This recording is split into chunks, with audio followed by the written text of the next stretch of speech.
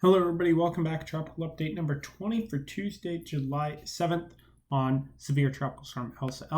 Elsa has strengthened after leaving Cuba, and as a result of that, along with model support for further strengthening, a hurricane watch is now in effect from Egmont Key to the Steinhatchee River in northwest Florida. So that's something that we're definitely going to be watching very closely over the next day or so as Elsa makes its way towards landfall in Florida. Elsa currently located just the west of Key West, and the storm is going to be making its way up there with no great speed, no great strengthening, nothing too crazy, but lots of rain across Florida. And that's going to be a concern we'll talk about on here. A tropical storm warning remains in effect for parts of Cuba. Expect those to be removed probably here within the next hour on the next full advisory from the Hurricane Center. We also have tropical storm warnings in effect for the Keys as well as the entire western coast of Florida. Tropical storm watches are in effect for parts of Florida, a little bit of the panhandle there, as well as all of the Georgia coast and a good chunk of the southern South Carolina coast. So lots of watches and warnings now in effect. We take a look at the current radar. Pretty good presentation on there. We can tell the center is indeed just west of Key West. Heavy convection there just to the east of the center. So also some heavy convection up north heading towards Naples at the moment. I'm currently in that. A few water spouts possible with that as well. As we can see on the most likely time of arrival, it looks like, again, most of the Florida Peninsula will have tropical storm force winds if they are to get them by Wednesday morning. And then we'll be out of, everybody that will experience them will know by around Thursday night, at least for the United States. Of course, that depends on how onshore or offshore Elsa stays after making its landfall. But we do see those tropical storm force winds seem relatively likely across most of the forecast track for Elsa. Once again, taking a look at your watches and warnings here, you do see that hurricane watch in effect for a good chunk of the coast of Florida. And that's because, one, we don't know exactly where Elsa is going to move inland and make landfall, and two, Elsa is likely going to be near hurricane strength. National Hurricane Center now calling for a 70-mile-per-hour tropical storm, which means just slight strengthening above the forecast would put Elsa at a hurricane by the time it makes landfall. Again, you see the tropical storm watches in effect for all of Georgia's coastline as well as southern South Carolina. Expect those watches to possibly continue northward with time, depending on, of course, how long Elsa remains a tropical storm. As I mentioned, rainfall is a big threat as well. Moderate risk of flash flooding for the Fort Myers and Tampa Bay areas, as well as the Florida and Georgia coastlines, including Savannah and Charleston. Slight risk of rainfall also in several areas. Isolated 8 inches at times, isolated 6 inches for the rest of Florida, as well as isolated to 5 for coastal North Carolina and southeastern Virginia. Overall, a good amount of rain is expected with these storms, or this storm, and the outer bands associated with it. But there's also in those outer bands a risk of tornadoes. A slight risk today, 5% rather, for much of the Florida Peninsula.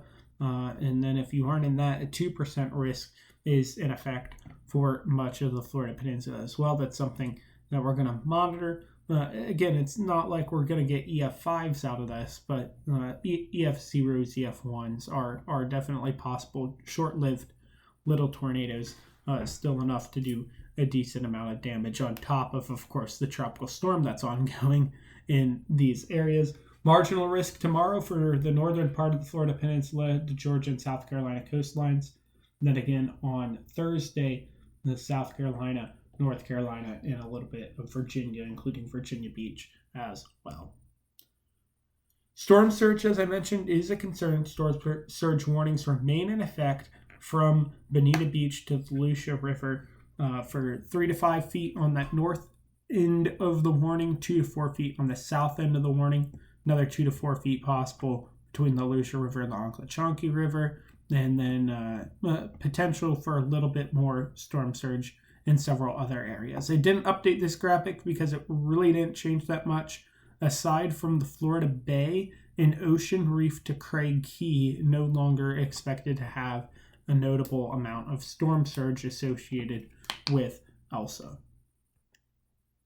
As we see here on the models, everybody's in pretty good agreement.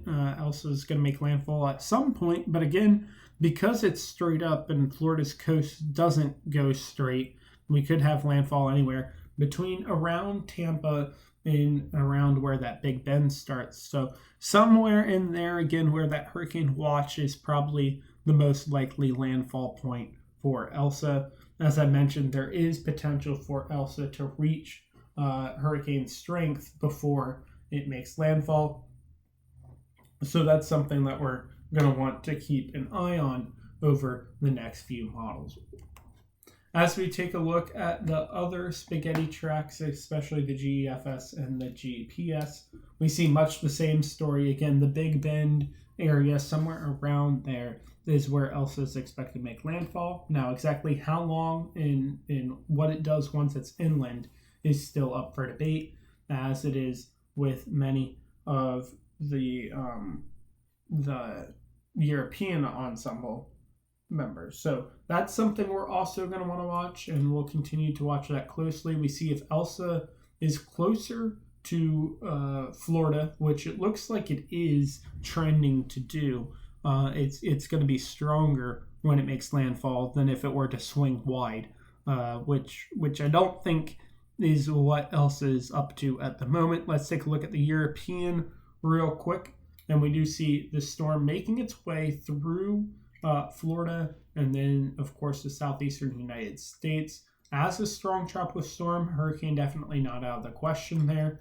The H-Wharf certainly does not bring it to a hurricane, but again, the pressure gets pretty low, and with Elsa, a low-ish pressure generally means high winds because of its organizational structure.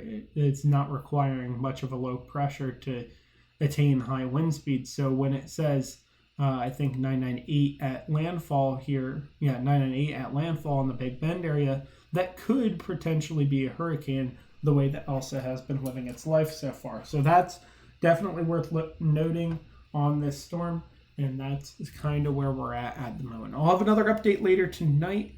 I'll try to get one out on Wednesday night. There will be no Wednesday morning update tomorrow. I apologize. There's going to be another one on Thursday morning, and we'll see where it goes from there depending on Elsa's strength and remaining threat to the United States. That's all for now. Chris 6 and Info with our Catholic Media.